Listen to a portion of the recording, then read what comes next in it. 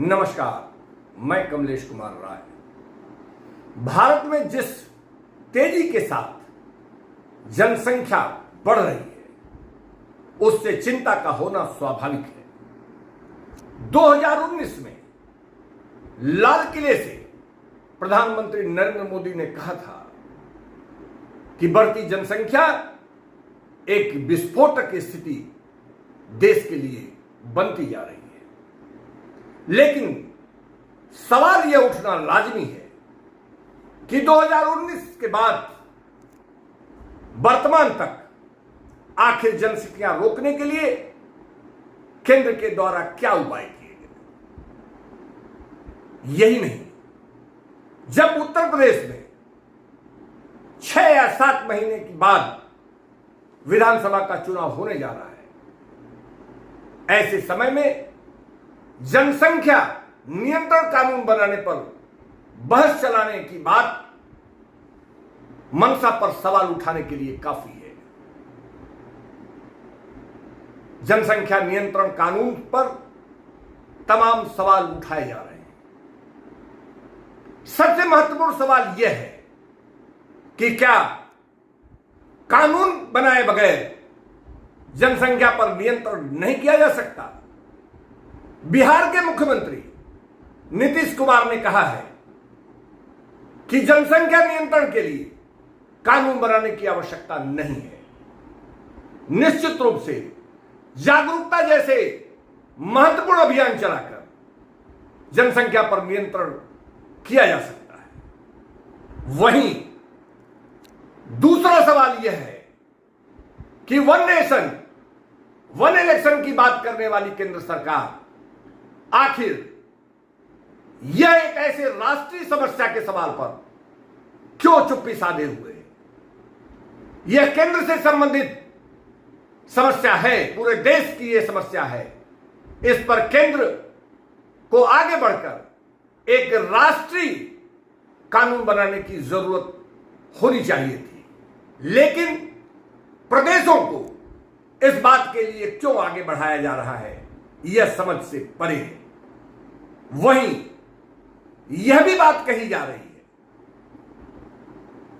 कि आने वाले दिनों में जो कानून पर में प्रावधान बनाए जा रहे हैं, उसके मुताबिक यदि किसी व्यक्ति को 3 बच्चे होते हैं, मतलब 2 से ज्यादा बच्चे होने वालों को पंचायत चुनाव से लेकर सरकारी नौकरियों में उनको भागीदारी नहीं दी जा सकती है। लेकिन वहीं यह भी सवाल जरूर है कि राजस्थान से लेकर देश में कई ऐसे प्रदेश हैं जिसमें यह पहले से कानून बना हुआ है, जिसमें पंचायतों में यदि 2 से ज्यादा बच्चे हैं तो उसके चुनाव से वंचित रखा जाता है। राजस्थान में पदोन्नति, सरकारी अधिकारियों को पदोन्नति नहीं दिया जाता है।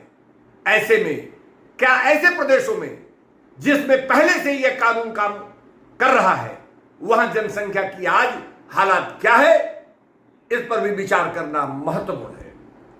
यही नहीं, खास बात यह भी है कि यदि जिन लोगों को 3 से कम बच्चे होंगे या एक अथवा 2 बच्चे जिनको होंगे, क्या उन सबको सरकारी नौकरियां दी जा सकती हैं।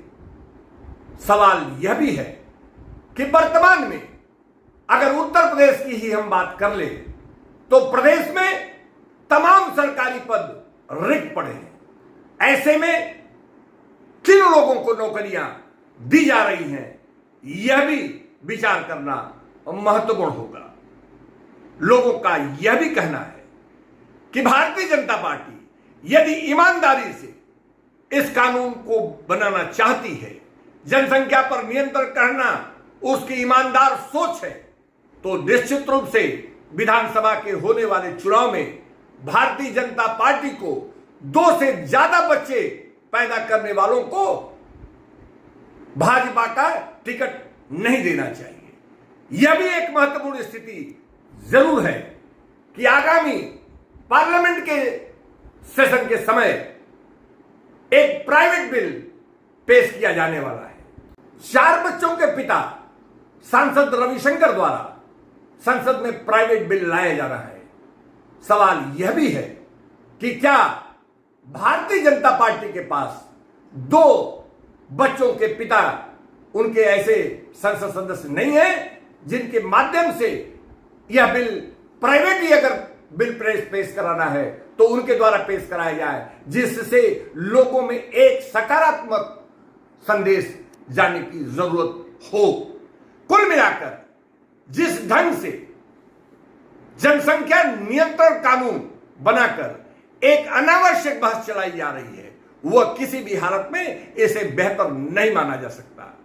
उत्तर प्रदेश, आसाम के बाद राजस्थान के स्वास्थ्य मंत्री के द्वारा भी इस तरीके की बात पर जोर दिया गया है। राजस्थान के स्वास्थ्य मंत्री ने एक बयान में कहा है कि वह उनका तो मानना है कि हम तो हमारे एक इस पर विचार करने की जरूरत है। हालांकि कांग्रेस हमेशा इस तरीके की बातों में अनावश्यक बिना सोचे समझे कब कहां क्या बोलना है इसके बारे में बिना विचार किए वह आगे बढ़कर बोलने की आदी हो चुकी है, जैसा कि राजस्थान के स्वास्थ्य मंत्री के द्वारा भी इस बयान से लगता है। क्योंकि बयान के तुरंत बाद उनका यह भी बयान आया कि यह उनका व्यक्तिगत विचार है। सवाल यह उठना लाजमी है कि ऐसी स्थिति में जनसंख्या नियंत्रण आखिर हो कैसे सकता है, जब जनसंख्या नियंत्रण को धर्म के आईने से देखा जाने लगने लगा हो। कुल मिलाकर जिस ढंग से जनसंख्या नियंत्रण की ईमानदारी से पहल करने की जरूरत है, उस पर सभी पार्टियां राजनीति कर रही हैं या धर्म के इर्द गिर्द इसको कसने का प्रयास उनके द्वारा किया जा रहा है, जो कतई किसी भी हालत में देश की बेहतरी के लिए अच्छा नहीं माना जा सकता। उपभोक्ता मंच के लिए आज बस इतना ही।